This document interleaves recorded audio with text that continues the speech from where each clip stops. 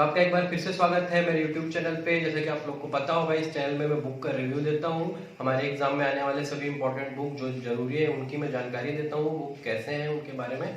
ठीक है, लेकिन मैं आज आप लोग को बताने वाला हूँ कि हमें किस टाइप की टेस्ट सीरीज को ज्वाइन करना चाहिए। ठीक है, मैंने अपने एक्सपीरियंस के आधार पे कुछ डाटा निकाला है, उसके आधार पे मैंने कुछ पॉइंट्स बनाए हैं कि आपको किस टाइप की टेस्ट सीरीज से आपको CGPSC प्री या फिर व्यापम किसी भी एग्जाम में फायदा हो सकता है। ठीक है, तो चलिए मैं आप लोग को बता देता हूँ कि आपको किस टाइप की टेस्ट सीरीज ज्वाइन करनी चाहिए।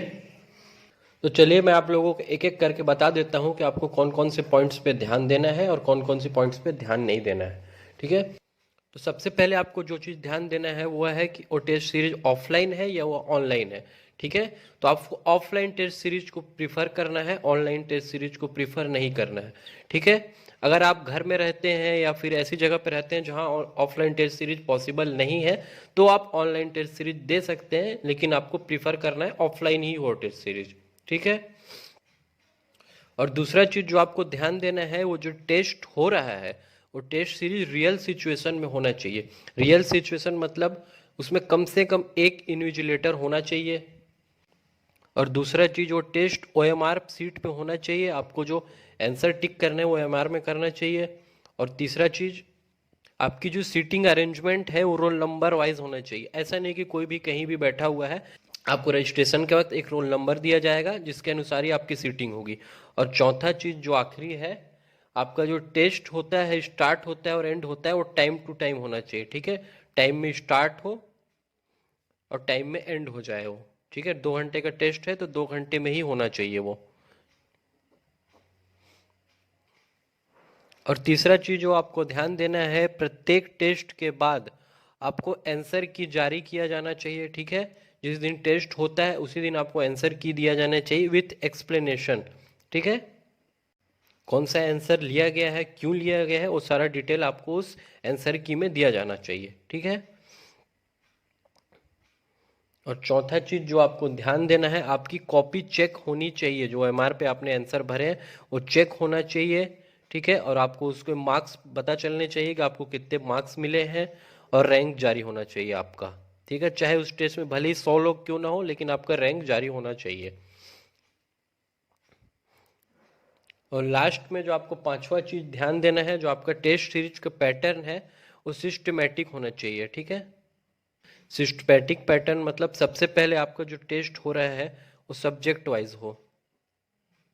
ठीक है, सबसे पहले सब्जेक्ट वाइज टेस्ट होगा, सब्जेक्ट के बाद होगा कैसा टेस्ट होगा, पेपर वाइज होगा। जैसे CGPSC में एक पेपर CSET का होता है और एक पेपर GS का होता है, तो वो दोनों पेपर वाइज होना चाहिए। ठीक है, पेपर वाइज के बाद जैसा एग्जाम में टेस्ट होता है एक दिन में 2 पेपर, वैसा टेस्ट भी होना चाहिए आपका, कम से कम 2 टेस्ट ऐसा होना चाहिए। एक दिन में 2 पेपर होता है, वैसा कुछ टेस्ट आपका वैसा भी होना चाहिए।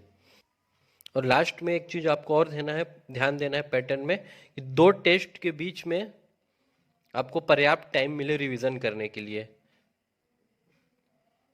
2 टेस्ट होता है, उसके बीच में आपको पर्याप्त समय मिलना चाहिए रिवीजन करने के लिए या पढ़ने के लिए। अगर आप पहली बार टेस्ट दे रहे होंगे तो आपके पढ़ने के लिए समय चाहिए, अगर आप पहले पढ़ चुके हैं तो आपको रिवीजन के लिए जितना समय चाहिए उतना समय आपको दिया जाना चाहिए। ठीक है, तो अब लास्ट में आपको इन सभी चीज़ों को ध्यान देते हुए जिस भी टेस्ट सीरीज में ये 5 पॉइंट आपको मिल जाए, उसके बाद आपको लास्ट में अपने सुविधा अनुसार पैसा देखना है। जिस भी टेस्ट सीरीज में पैसा कम होगा, आप सभी टेस्ट सीरीज को पता कर लीजिए जिसमें सारे 5 फैसिलिटीज आपको मिल जाए, उसमें पैसा कम होगा, आप उस टेस्ट सीरीज को ज्वाइन कर ले सकते हैं।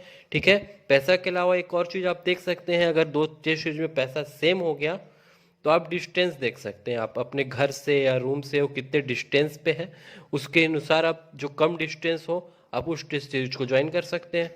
ठीक है, तो ये सब पॉइंट्स को देख के आपको समझ आ गया होगा आपको किस टाइप की टेस्ट सीरीज ज्वाइन करनी चाहिए। तो ये पूरा वीडियो देख करके आप लोग को समझ आ गया होगा कि आपको कौन सी टेस्ट सीरीज ज्वाइन करनी है। तो आप अपने विवेक के आधार पे कोई भी एक टेस्ट सीरीज ज्वाइन कर सकते हैं। ठीक है, और आप लोग को कहना चाहूंगा कि आप कोई ना कोई टेस्ट सीरीज एक ज्वाइन कर ले तो आपको इससे कुछ ना कुछ फायदा जरूर होगा। ठीक है, तो चलिए इसके साथ मैं अलविदा लेता हूँ। जय हिंद, जय छत्तीसगढ़, जय जवाहर।